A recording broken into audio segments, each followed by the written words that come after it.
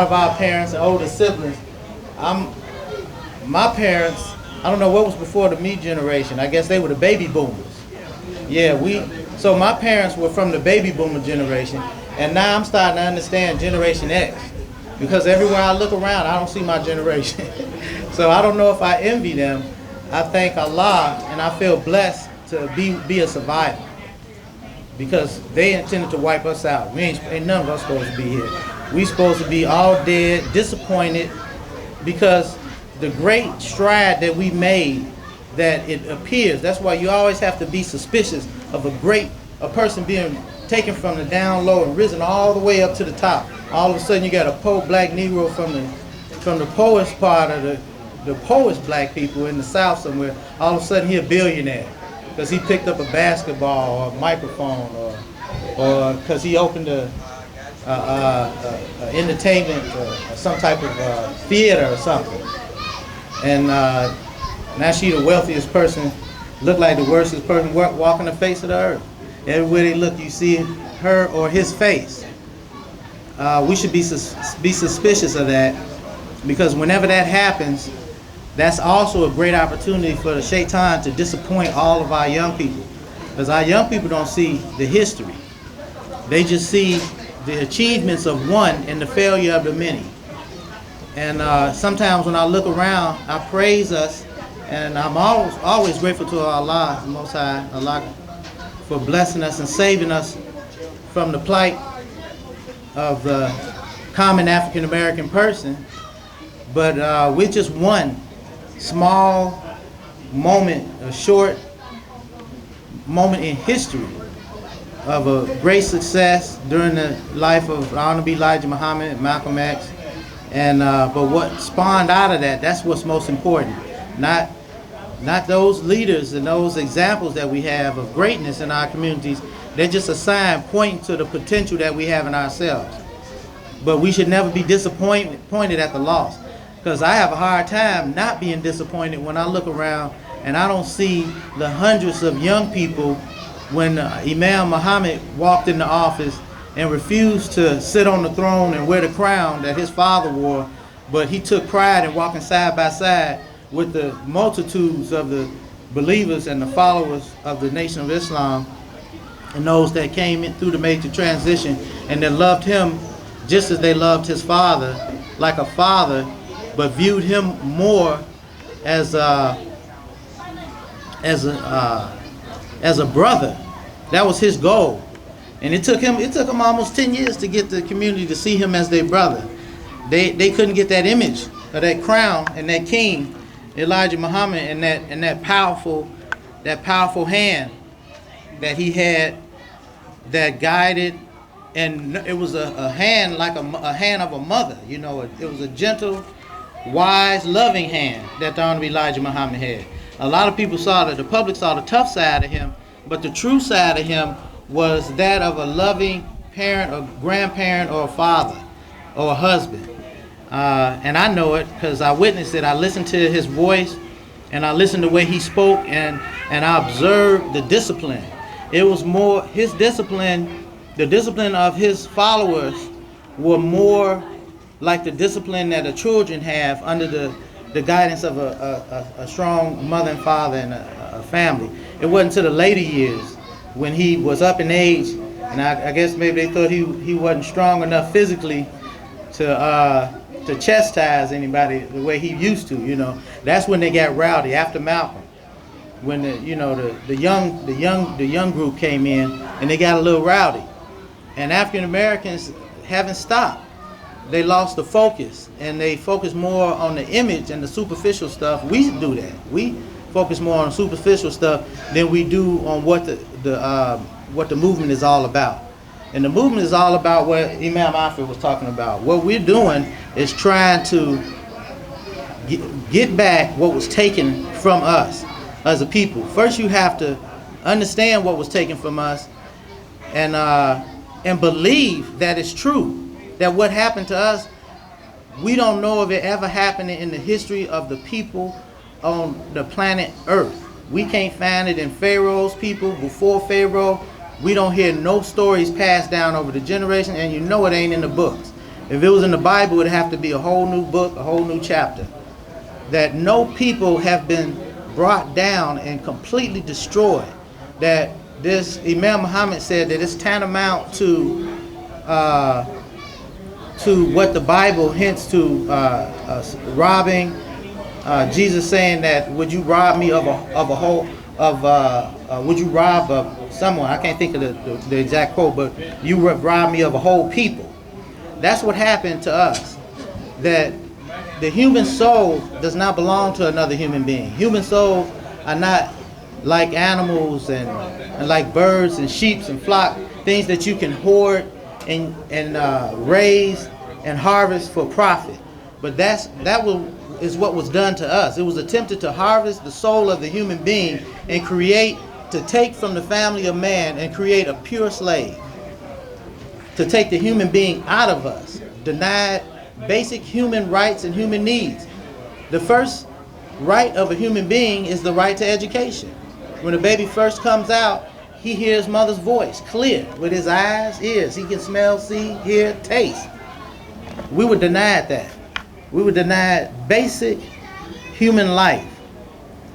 And everything of the earth was denied us, which is a basic human right of all living creatures. We're from the earth, we're of the earth.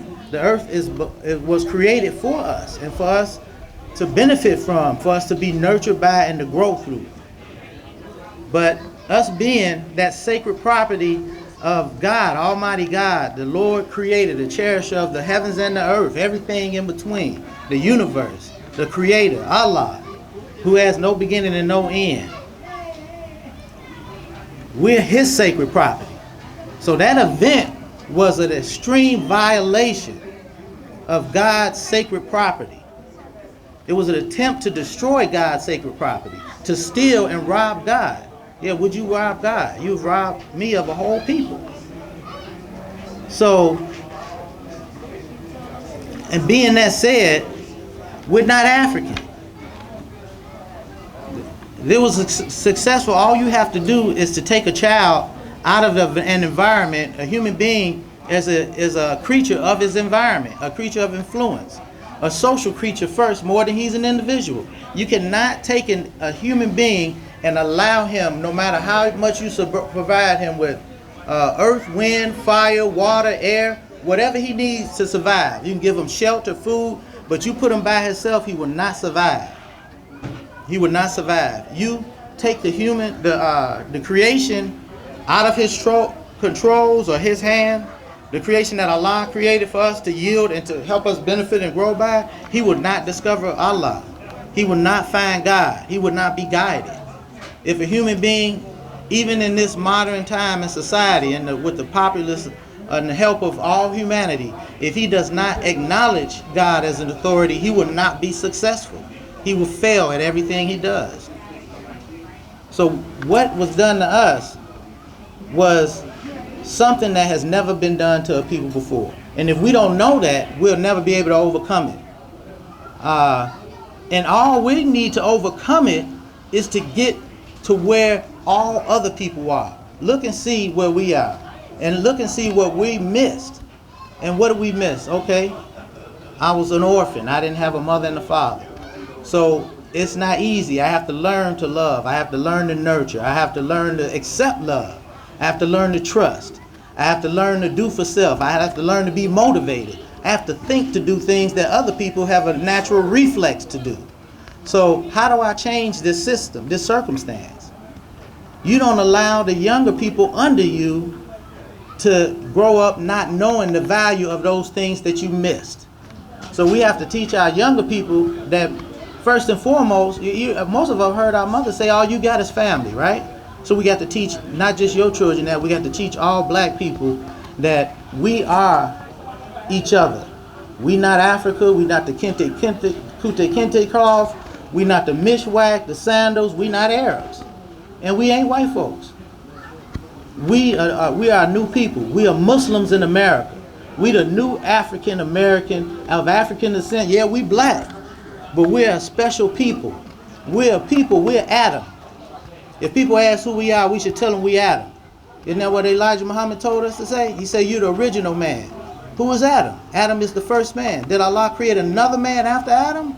Did he say I'm creating a human soul? Yeah. So Adam is still here. Adam is right here. You looking at him. That's why you so talented. That's why you so beautiful. That's why you can tap into your original nature the way no man ever does. We don't have to ask the sheikhs. We don't have to ask the scholars. We don't have to ask 500 years of history or the African bones or the witch doctors how we should make the next move. Allah put it in our soul when he created us. When he breathed into us, he created the human being. And that's what the devil is afraid of. He's afraid of Allah's man rising up amongst the African American people. And it's a beautiful thing. It's a beautiful thing.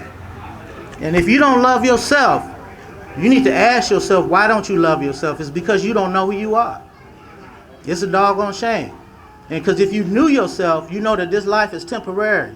And this life is short. And this life is insignificant compared to the life of the human life, which began with Adam.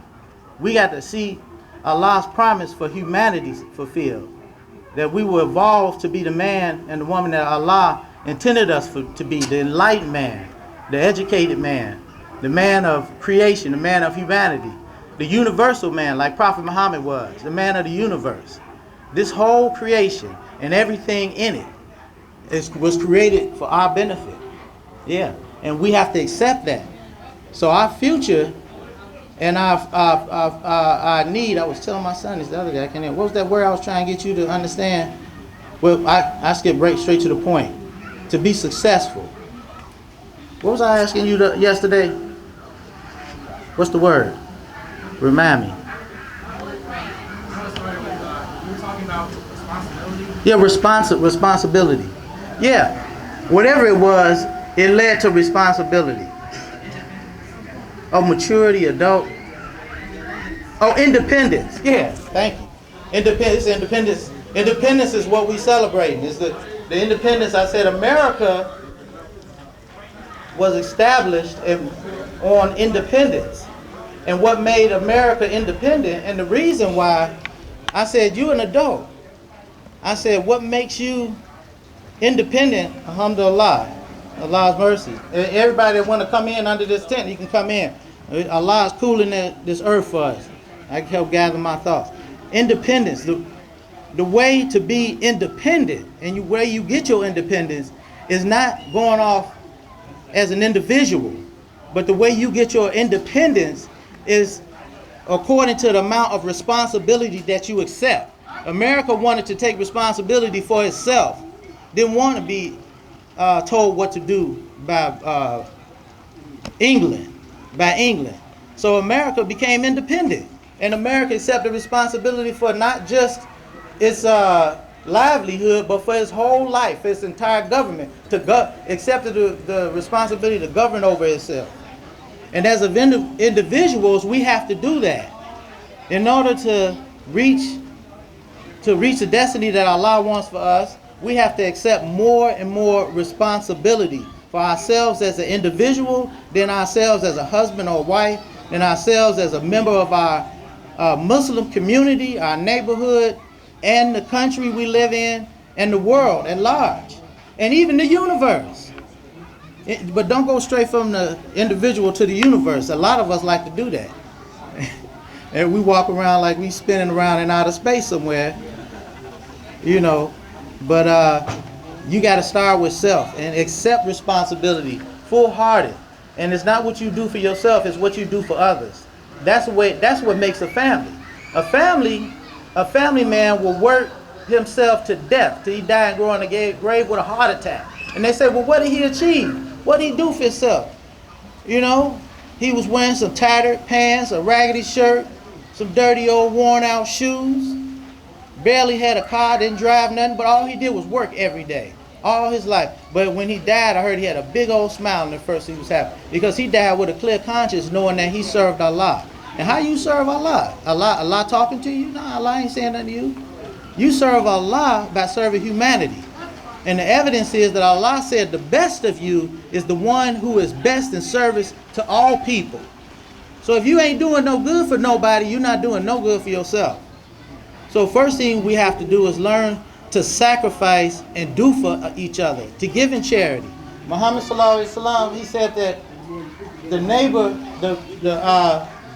his followers asked, he said they thought that the neighbor was going to inherit them, because Muhammad sallallahu alaihi wasallam spoke so much on the treatment of your neighbors and how well you're supposed to respect them and how well you're supposed to treat them. And look what happened to the Peninsula of Arabia, just out of that brotherly love and that help and wanting the desire to help people. I know in my personal life, I as a kid, I was kind of bold and kind of arrogant. In my personal life, I said, well, I'm free. I was independent. I think, now I was young. My parents were really busy. So I was kind of free, independent. I had a car and I ain't had nobody tell me what to do. So I said, well, I'm going to try this. Everybody telling me I should do this and that. Well, I'm going to try it. I'm going to try to. And a young person my age might understand what I was talking about. Like, I'm tired of everybody telling me what I should be doing. I should be setting an example. You should be in school. You should be doing this. You should be doing more to help your father. You should be doing this. And I said, okay, I'm going to see. But I wasn't doing it. I was doing it as an arrogant little sarcastic kid, saying I'm going to show them. I'm going to do it. I'm going to show them I'm bad. I'm going to do what they want me to do, and I'm going to do what I want to do. And everything that I did that I saw as was pleasing or submitting to the elders or the mentors or the mature, really I should have been seeing them as my leadership, the wise, the elders, the experienced people, the husbands and wives in our community. Everything I did, Allah must have sent an angel of great mercy to my side to show me, say, show this fool my power. And he blessed me immensely. Every time I took a step towards Allah, Allah just showered his mercy on me.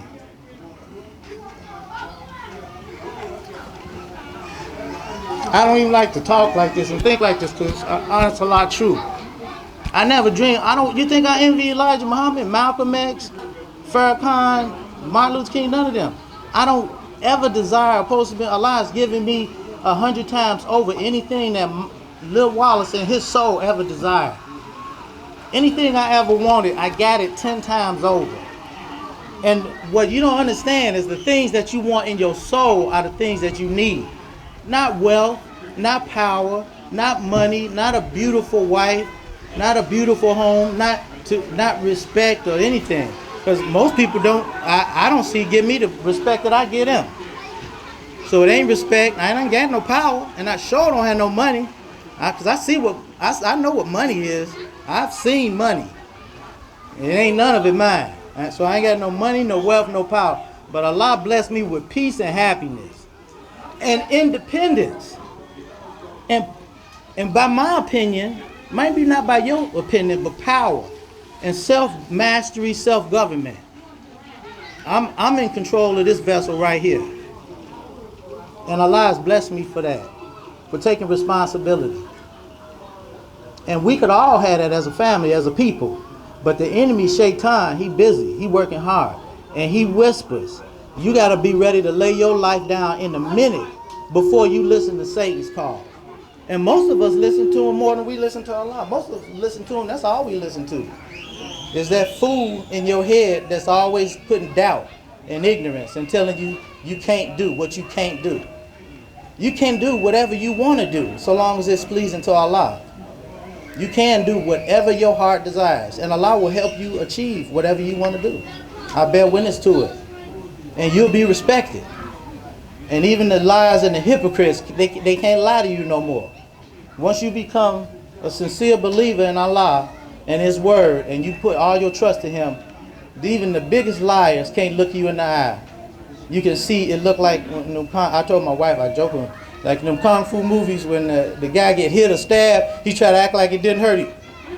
Like every time you look at you, you go, like somebody just stuck him in the gut, you know? And that happens to me all the time, but I lower my gaze and I submit to Allah immediately. I don't want to see nobody suffer. I don't want to see nobody suffer. But if you earn hell, I'm not going to turn and I'm not going to extend my hand to you. If you earn it, that's yours. You know? And we have to be that way. We have to be strong against corruption. We have to be strong against evil. We have to be strong against lies. We can't beat the devil, but we can beat him in his schemes. The devil's wise and ancient, but we can beat him in his schemes by not following him. By not following him and giving up self-interest. You give up self. The irony is that the more you give up of self, the more you do for your wife, the more you do for your children, the more you do for the poor person in your neighborhood, the sick person, the more you do to help them. Not help the woman down the street because she cute. Don't help the little boy down the street because his mama cute. Or because you like his daddy handsome, look strong, look like a good future. Don't do it selfishly. You help because the person need help. You help it, what they call it, unconditional. You give unconditional love and Allah will repay you in amounts that you never expected. Yeah. With peace for one thing, and you won't fear. You won't have fear. I don't fear nothing to nobody. I don't fear when them thunder clouds come and big lightning bolts blow. I know not to grab no lightning rod or nothing. I know not to put an umbrella up in it, so I ain't afraid of it. Our intelligence is the greatest gift. This is another thing that I tell people. We can say, I ain't saying nothing that any other believing Muslim or parent hasn't said to us. What we hear it 1,000 times again. What I'm saying is something that most of us have heard 100 times in our life, just a different way from a different person. And I pray to Allah that you accept some of it from me as being sincere and sincere help. And that it's the same help that I offer you, that I offer my children, my wife, and myself first when I wake up in the morning. I pray that Allah bless me to be ungrateful. I mean, not to be ungrateful, to love Him and be appreciative of Him for waking me up from the dead. Because I still haven't figured out where my soul goes when I shut my eyes every night. But it goes and I lose several hours. But when I'm awake, I'm on point. I don't lose minutes. You ask my wife. I always know what time it is. She be rushing. And I'm like, I know what time it is. I'll be in the car waiting on you. You know? I don't miss no time when my eyes is open. But I still don't know, so I have to thank Allah. I have to wake up and say, Allahu Akbar, I'm awake. All praises are due to Allah. I got another chance at life, and I'm going to try to help somebody. And I'm going to start with myself. Alhamdulillah. Yeah, that's a great mercy and a blessing Allah has given us the ability and the freedom, but also the ability to be grateful. Right. Allah has given you the opportunity to show Him that you can be the bigger person. You can be the big human being. You can be the Khalifa. And you can show your Lord and Master Creator that you appreciate Him. And you can walk out before any man or any challenge in life knowing that you have fulfilled your duty as a human being. Yeah. All praise are due to Allah. There's some tough speakers. I think them the same speakers we had like 30, 40 years ago. I remember them when I was at Claire Muhammad School. They look like them, them new ones. They look like the same speakers when I was like, I'm 50 and I was like Dawa's age. The speaker fell over, they ain't worried about it. And that sucker, it almost stood up back up on his own. Alhamdulillah. But this is the mercy Allah has had on our community. And Satan wants to distract us, and especially distract our young people from being family and from being a new people. It's not more important than helping your brother and showing love for your brother, and helping your sister and showing love for your sister. You know, and sharing a little bit of what you have. If it's nothing but a kind statement. Prophet Muhammad said the least of, sallallahu alaihi wasallam, he said the least of charity is a smile. You know? If a person is looking down and sad, you're supposed to look at them like, man, you ain't seen nothing more beautiful today than that person's face. And you're supposed to smile at them and be like, hey, man, what's up? You know, what's happening? You know, how you doing, man? You know, and if he frown at you and say something nasty, say, oh, I understand, and keep on stepping. Don't take none of that abuse, because that's his punishment. That ain't yours. So I don't take no abuse, because then about 2 seconds later, I got a short fuse. 2 seconds later, he gonna see the monster. I'm like, you better get the hell out of my face. You know, but show him some love. That's what we have to do. And they say sometimes love should have to be with some people with a little tough love. You speed them along the road. With that tough love, you speed them along the road like the nation used to do. I seen a lot of stuff when I was a little boy. And we thank Allah for Imam Mohammed. He stopped a lot of that stuff. I'm looking at some of y'all faces, the little guilty grins on your faces. Y'all done threw a few people out the temple once in a while by the seat of their pants. I mean, they didn't waste no time, did they? Like, you didn't even know what the brother, like, what that brother do? His shoes and feet ain't even touching the ground. He being thrown out the temple. You know, praise be to Allah. But that's how you're supposed to be. You're supposed to be swift against corruption and firm. You ain't supposed to allow nobody to disrespect something that you hold as sacred. Yeah. All praise is due to Allah. Independence Day. That's what it's about for us as a people, our independence. And we don't need money for that. We don't need power or possessions. All we need is each other. All we need each other to love each other and to respect each other. Yeah, and all the rest is going to come. Yeah. Yeah, and money, this is what we don't understand about money. We allow the devil to think that we don't have money and we need money. The term, I might be wrong, but I heard this, is either human or species. One of those terms is species. The term species goes back to, in this root, you know, like y'all scholars take the Arabic back to the root, and then you can understand the language of the Quran. You can take words that we speak in everyday English language, and you can take it back to its root and find out where that word came from. Imam Mohammed said that this word species came from a term that referred directly to capital, money, cash money. So Satan has been here since Adam. When Allah sent Adam into the earth, he cast Satan out first. He said, go ye all together into the earth and for a appointed term. And Allah said he's going to show you. So the devil has been here writing language and seducing man for a long time. So man has known that the human being can be used to make profit and can be enslaved. Because that's what Satan's desire was. He said, I'm going to take all of them except for a few. So the aim for Shaitan or the devil is to enslave humanity, to enslave mankind, because that's what the term species actually meant. Yeah. So all praise is due to Allah. So we need to know who we are and what challenges we have to overcome. And it's very easy. All we have to do is to devote ourselves for the future of humanity. But starting at home, we were raised and trained that our life and the good nature that God gave us to provide and to build and to shelter and protect was only for the white man. Because we was brainwashed. We was brainwashed, and our brainwashing was reinforced with extreme terroristic, torturous behavior from a systematic culture.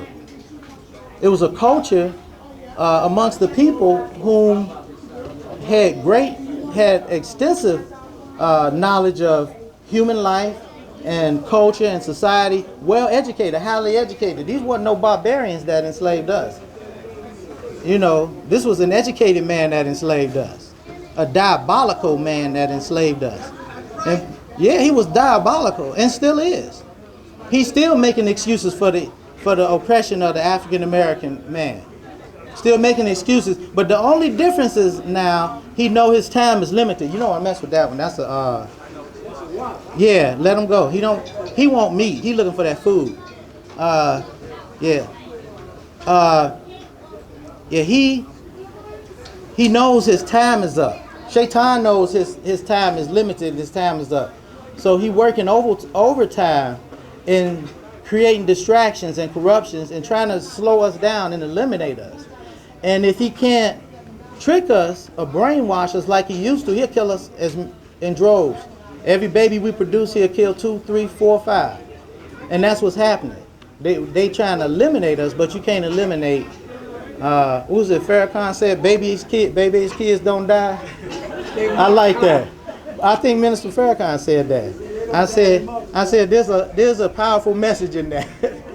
Because no matter what we do, that once Allah says command something, he say be, and it is. It's Allah's will that we survive as a people. It's Allah's will that we become a beacon and a shining light of Allah's majesty over his creation, the human being. Not because we black. It ain't got nothing to do with your blackness. It has everything to do with our plight as a human people, as a property of the Almighty God Allah. And for us to bring us back to Deen of Al-Islam, and after being completely taken away from our humanity and our life and our prosperity that we experience as Muslims in Africa, and reuniting us with the Sunnah of Prophet Muhammad sallallahu alaihi wasallam and our leader who led us as believers, and who they specifically, the slave owners specifically targeted the followers of Prophet Muhammad amongst the black people. We were specifically targeted. So wouldn't it be justice that Allah, and for people that don't know, that we were specifically targeted, meaning that if you profess Christianity, they would not enslave you. I wish they had told more of us that. We'd have became Christians sooner. We'd have became Christian about that first week in the bottom of that ship. We'd have all been praying to Jesus. You know, they should have let us know that a long time ago. But they did what they wanted to do. They were exercising. They're a bloodlust society. Me and my wife was watching television, and they got a lot of profound TV shows that tells metaphoric stories. And they were telling the metaphoric story of the lust and the greed of the European man and the plight of the slave. That's my interpretation of us, black folks. Their bloodlust. And so a lot of it was to feed their thirst, like the vampire, their thirst for blood and violence. Yes, some people, and it's a sick person. I don't know no people like that. And I don't think black people like that. Some people, it's a sexual thing with them. Violence arouses them. Violence do that. When I get scared, they do the opposite for me. You know, I don't get turned on when I got a knife in my face. I get a cold chill down my spine. You know, I've had knives pulled on me. I had a gun pulled on me. Most of us young black people have had a gun pulled on us. You know, by somebody in a uniform, or one of our brothers on the streets. You know, so we know what that feel like. That cold chill that come over you. Alhamdulillah. But I don't understand that. It's a sick thing, but people can be healed. It's ignorance. I believe that the white man can be healed, and a lot of them can. A lot of them can be healed, and I think through their religion. But I think their religion is losing a lot of them. It's losing them faster, because once their eyes open, they become more lost. And I want to invite Caucasians to take a look at Al-Islam.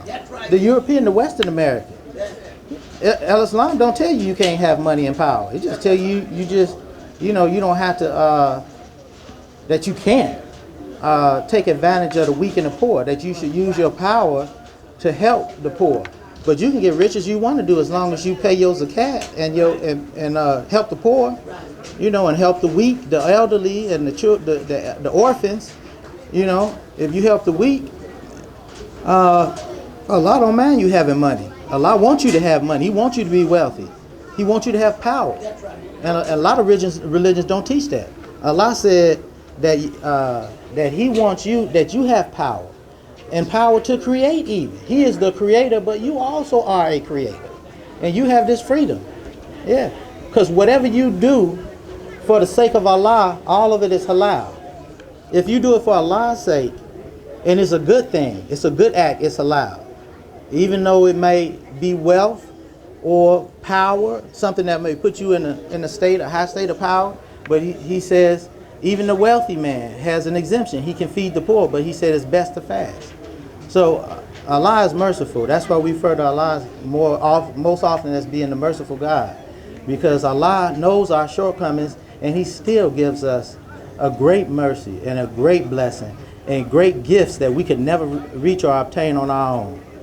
It's all right there, just waiting on us to pick it up. It's the truth, just waiting on us. Like somebody tell you it's $1 billion in gold sitting right over there and it's yours, but like a fool, you say, that nigga don't know what he's talking about. Talking about this gold over there. And it's sitting right there. And it could be sitting right there. And if I said The average person would say you crazy as hell and walk right past. It'll sit there to some other person that's not in your family, walk over there and take it. That's our communities. That's our neighborhoods. All day long, we sitting on $1 billion in gold. And we walk past it and wait a few years, and then the Jew come in. Not the Arab in there. Or the white man come back. You know, the Indian, the Korean. They all come back and they scoop up our money. I tell my neighbors, I say, you know, yeah, it's a blessing. We used to go to Menards and buy them $3 bag or 5 bags of them giant paper bags and put our leaves in. We out there happy, showing up, got our I live in the suburbs, so got our nice little manicured lawns and raking our yard, looking at the neighbor, cleaning our yard, dropping them bags off. Oh, I got a big yard. Look, I got a big old tree. I got 6 bags out here, lawn waste. I got 20 bags of lawn waste. I had 2 big oak trees, so I might have had 30 or 40 bags of lawn waste. Until I discovered, then they said, well, we're going to do y'all a favor. Y'all push that lawn waste out to the curb, and we're going to have public works, a city, you know, we're going to have the public works come in, they're going to clean your leaves up. And I said, oh man, that's a blessing, man. I was tired of bagging that stuff. You know what they do with that stuff? Some of it got different names on it. Some of it be composted soil, some kind of it be premium topsoil, the black rich stuff with all the nitrogen. That's your leaves off your lawn, and that's your grass clippings. That's that premium stuff. And then some of it be the branches and the trees and the wood chips that be mulch, the cheap $3 bags of stuff, and some of it they call it activated compost. They done put a little cow manure in or something, you know, and that's the leaves off your grass with the tree clippings and the tree leaves and all of that. And they put in a nice conveyor belt stamp, one of them silk rolling stamps, put a nice color picture on it with some big fancy letters and a big old price tag on it. And you go right back to the same place you bought them bags from. You happy you ain't got to buy them bags no more, and you buying your lawn waste right back. Y'all know where my lawn waste go. It go in a bucket in my yard. I compost it myself. Like, you're not selling me back my own dirt. And I can throw some compost in there. I throw some eggs and banana peels and some onions and all that kind of stuff in there, and it'll start to rot, and it'll get activated. And if I have to, I don't got no animals, but the animals, they dropping stuff all the time. I take that. But knowledge is power. Knowledge is power. It's what you don't know is why you suffer. The things you suffer. It's what you don't know is why you don't have no money in your pocket. That's right. It's what you don't know is why you get thrown in jail. Because of what you don't know. It's easier to make legal money than it is to make illegal money. That's right. Way easier. All you gotta do is smile and be nice to people. People get to know you. They be looking for you. They be looking for you. Then next time you see them and say, bro, where you get that so? And start asking a few questions. And you say, oh, this is, excuse me. You know, I mean it with love. I mean it with love when I say this nigga needs this, that. And, you know what? Next time I see him, I'm gonna share what I get. You know, bro. You know what I got? I got something you could use. Here, you could borrow mine. You can have this.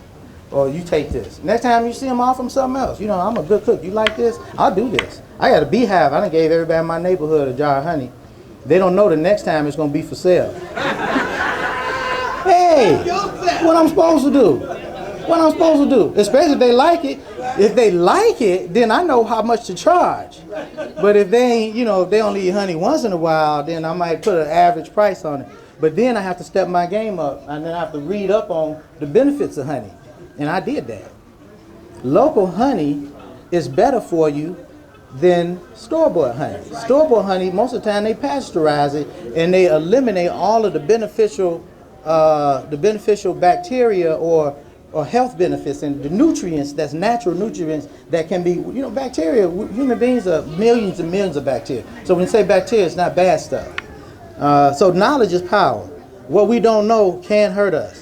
What we don't know is that we are bacteria, and you have good bacteria and bad bacteria, and you need to keep that good bacteria in your body so that your body can constantly renew itself. It's constantly, your skin cells, as you living, you're dying.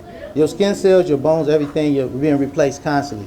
So you need to put good healthy things, and most of the things we eat are radiated. I'm not here to sell y'all, I'm not vegan, I just ate a big old piece of brisket over there a minute ago, and I ain't vegetarian, and I'm not one of them people that tell you, because I know what Allah said in the Quran and what He established for us. It's the best medicine, better than any dietitian. It's moderation.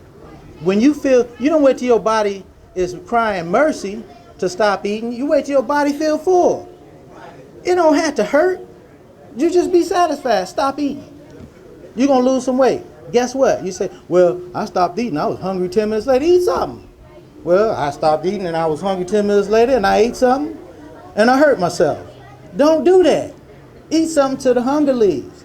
You can eat all day. Don't you know what? That's what people did for millions of years and never got fat. They picked this, they picked that, they ate a little, they went on their way to the tree to shoot the monkey or whatever they was going to eat, or to shoot the grouse or the pheasant or the bird, or to climb the tree and get the honey out the tree. They was putting stuff in their mouth. They had some stuff in their pocket, but nobody gorged themselves the way we did. That's capitalism. That was slavery. That said, if I put as much food as I can get in this slave's body, I know he ain't going to drop dead in the field by the end of the day. So they force-fed you like they force-feed them ducks. They force-fed you one huge meal and hope you didn't have a heart attack. And that's the worst thing they could have did to you, because we having heart attacks all over the place right now. But when you're hungry, you're supposed to eat. You don't starve yourself. You slow your metabolism. It took me 30 years to learn that during Ramadan, that I wasn't starving myself. I'm obeying Allah. My father kept saying that. Everything we do in Ramadan has nothing to do with exercise. That now at the end, you might be healthier. You may be stronger. You might think clearer. Your vision might clear up. You might be smarter because you've been reading. You're going to be sharper. You're going to be a better businessman. All of that because you read the Quran. And because the Quran corrects your thinking. The logic in the Quran teaches you how to think sharp and fast and makes you a better businessman, helps you to solve mathematical problems, challenges. It makes you a scientist. The Quran makes a scientific thinker out of you. You don't believe me? Read your Quran more and you will bear witness to me. Read in English and then learn Arabic and then read in Arabic. That's a lot of things, a lot of problems people have. That they don't digest the religion and they're run away and intimidated by these holy rollers that's pretending to be something from that just floated off a magic carpet out the sky, and they got the wisdom of the universe and they about to drop it all on you in the next 20 minutes so long as you lay $1 in the bucket. Right? That's what they do. That's what they do. And a lot of them just hustlers. They slicksters and hustlers and con artists, and they never left the street life. Imam Mohammed asked them, because Imam Mohammed knew him. Imam Mohammed was grew up in the Depression 30s. He was a poor black man. He loved ignorant, poor black people. People that I seen them hold conversations with people, I didn't understand a damn word they said. I didn't. They were speaking English. The only thing I understood was the cuss words. Allah is my witness. And one of them turned out to be like his right-hand man. I first met them, I didn't understand a damn word he said. Was you around? Not that long. I didn't come On Stony Island. Oh yeah, I 75. I ain't talking about 75. I'm 50. You wasn't on Stony Island. Okay. I know you talking about. Only thing I heard was the explicits. And that man learned to speak plain English over about 30. It took him like 20 years. No, it didn't take him 20 years. About 10 years hanging out with Imam Muhammad, he was articulate. He still was trouble though. And that was the problem. That's the problem. Imam Muhammad said, y'all became Muslims, y'all left that street life. You ain't supposed to still be a criminal. You know what I'm saying? You're a Muslim now. Lead them corrupt ways, you know? Leave that alone. But a lot of the brothers, they got the Quran in one hand, and they Vicar beads in the other hand. They wearing a throw that just sweep the ground by a millimeter. When they walk it's so wide it look like they floating, look like Merlin magician. And they speaking all kind of Arabic and telling you they got something for you, you know. But that's the same hustler that was trying to recruit you into the street gangs and do stick-ups and sell dope. Same hustler. He just don't know it.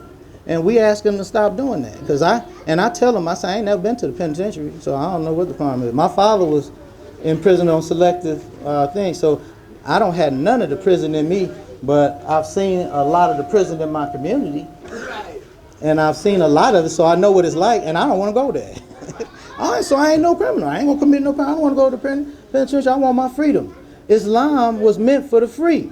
Islam can save